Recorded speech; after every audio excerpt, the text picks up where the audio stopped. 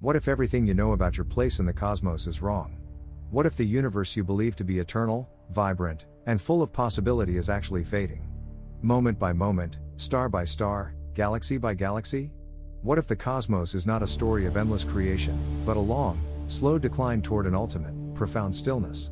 Today, we embark on a journey into one of the most profound and unsettling truths in modern cosmology: the universe is dying. Not suddenly, not violently, but quietly, inevitably, over timescales so vast that they reshape everything we think we know about existence.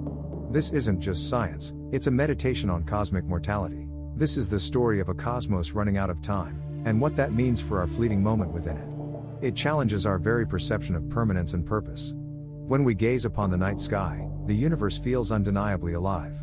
Stars burn with unimaginable power, galaxies swirl like great cosmic storms, and nebulae shimmer with the colors of creation.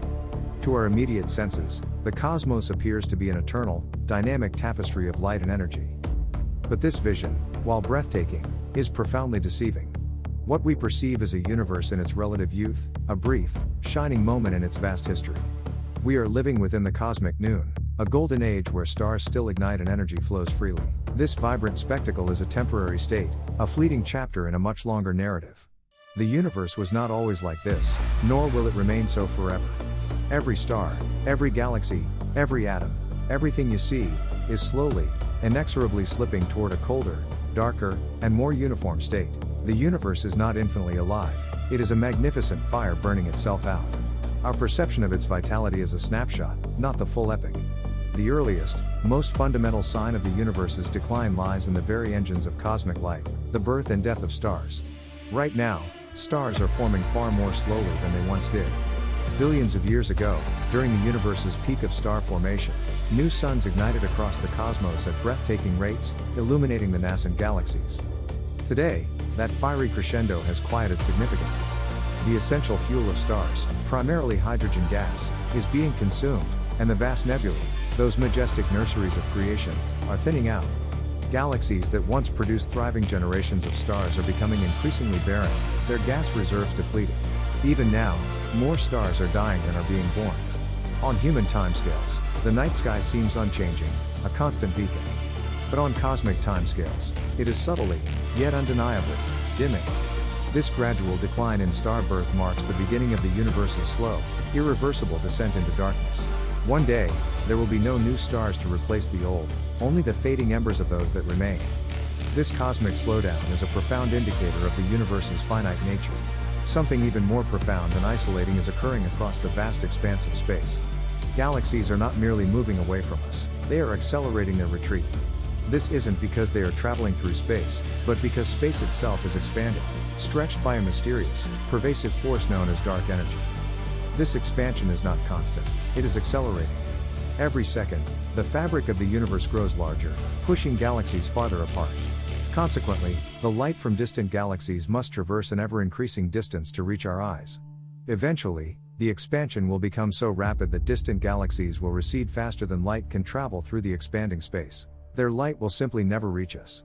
They won't explode or fade from existence, they will simply slip beyond our cosmic horizon, becoming forever unobservable. To us, they will effectively disappear, leaving no trace.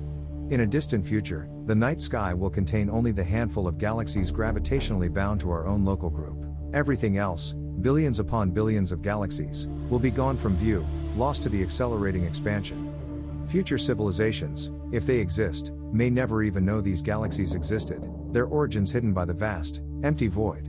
The universe will hide its own magnificent past. As cosmic time stretches into unimaginable eons, the last generation of stars will inevitably burn themselves out. The most massive stars, those brilliant but short-lived giants, will collapse into the enigmatic singularities of black holes or the incredibly dense remnants known as neutron stars. Smaller stars, like our own sun, will swell into red giants before shedding their outer layers to become white dwarfs, which will then slowly cool over trillions of years. Eventually, these white dwarfs will cease to emit light or heat, transforming into cold, dark remnants known as black dwarfs, the stellar corpses of suns that once shone brightly. Every star in the universe will ultimately be dead. There will be no new light, no warmth, no solar systems, and no habitable worlds. The universe will become a silent, frigid graveyard of stellar corpses, drifting through an almost lightless void. This marks the beginning of the degenerate era, a time when the universe is ruled not by the vibrant energy of stars, but by their inert, compact remnants. A faint glow might persist from the occasional collision or decay, but it will be a mere whisper compared to the former cosmic symphony. Even after the stars fade into oblivion, black holes, those ultimate cosmic devourers, will endure for an unfathomably long time. They consume matter, distort space-time with their immense gravity, and anchor the remnants of galaxies. They seem like eternal entities, the final arbiters of cosmic power. Yet, even black holes cannot escape the universe's inexorable decline. Stephen Hawking, the brilliant physicist, theorized that black holes slowly lose mass through a faint emission known as Hawking radiation. Over timescales that dwarf the current age of the universe, trillions upon trillions of years, they will shrink, weaken, and eventually evaporate entirely. The largest, most massive black holes will survive the longest, radiating away their energy at an agonizingly slow pace. But even these titans of gravity will ultimately vanish, dissolving into a shower of fundamental particles. Picture the final moments, a massive black hole, shining faintly with the last, dying energy of the universe, before dissolving into nothingness.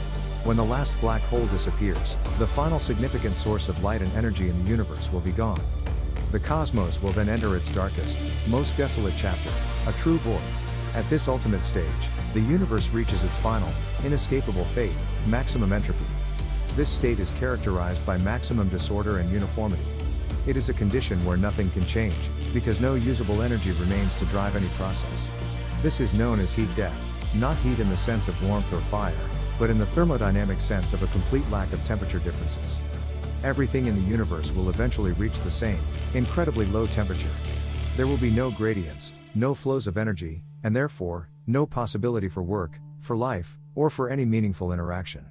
The universe will become a thin, diffuse mist of fundamental particles, photons, neutrinos, electrons, and positrons, spread across unimaginable distances, drifting indefinitely in silent, eternal darkness.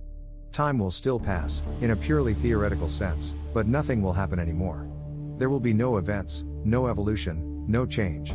It is an ending without drama, without sound, without light, and without motion. A slow, inexorable fading into eternal stillness, a cosmic equilibrium from which there is no return. The universe does not end with a bang, but with a quiet, frozen whisper. Faced with such an overwhelming and seemingly bleak cosmic destiny, we are compelled to confront a deeper, more profound question. If the universe is dying, what does that mean for us, for our existence, for our aspirations? Does it render everything meaningless, reducing human life to a brief, insignificant spark in an indifferent, ultimately doomed cosmos? Some might indeed conclude that such a fate negates all purpose.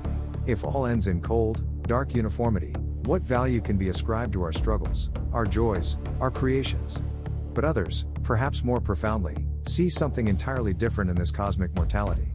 The universe's finite nature, its inherent transience, is precisely what makes this moment, our moment, extraordinary and precious. We exist in a brief, luminous period when stars still shine, galaxies still glow, and energy flows freely. We are witnesses to the universe in its youthful prime, a vibrant chapter that will never happen again.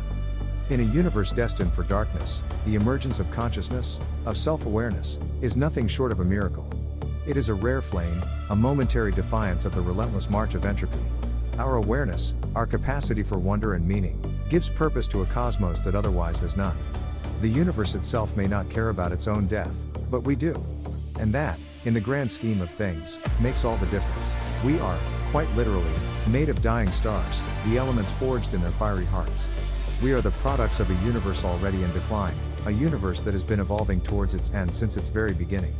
Yet, paradoxically, we are the only part of this vast, indifferent cosmos able to look back, to comprehend its story, and to articulate, this is what the cosmos is. This is what it means. In a universe where the ultimate fate is silence and stillness, the most powerful force is not gravity, or dark energy, or even entropy. It is consciousness itself, the ability to reflect, to question, to create meaning, to feel wonder in a universe that offers none inherently. Our existence, though temporary, is not a weakness. Instead, our temporariness is the very source of our urgency, our creativity, our capacity for love, and our profound sense of wonder. Because everything ends, this moment, this life, this breath, truly matters. Because the stars will eventually die, we cherish their light and the warmth they provide. Because the universe will fade into an eternal night, our brief, conscious existence becomes infinitely precious. We illuminate the universe not just with our science, but with our very act of observing it, of understanding it, and of imbuing it with meaning. The universe is indeed dying, a truth both humbling and awe-inspiring. But this cosmic mortality does not diminish life, rather, it illuminates it with a profound, urgent brilliance. The cosmos will someday fade into an eternal silence, a state of ultimate equilibrium. Yet, meaning is not found in eternity, meaning is found in presence, in awareness, in the fleeting beauty of existence. We are alive in the brightest, most dynamic chapter of cosmic history. We exist in a moment when the universe is still full of light, full of potential, full of wonder. And for reasons no one fully understands, we are here to see it, to experience it, to contemplate its beginning and its end. Perhaps the universe will die, but the fact that we are here, now, aware of its grand narrative, makes our existence an unforgettable, luminous event in the vast timeline of reality. So, if the universe is dying, let us live fully in the universe we have, cherishing every moment of its fleeting, magnificent existence. Subscribe for more cosmic truths and philosophical explorations of our place in the universe. #SpaceFactsLab #Universe Explained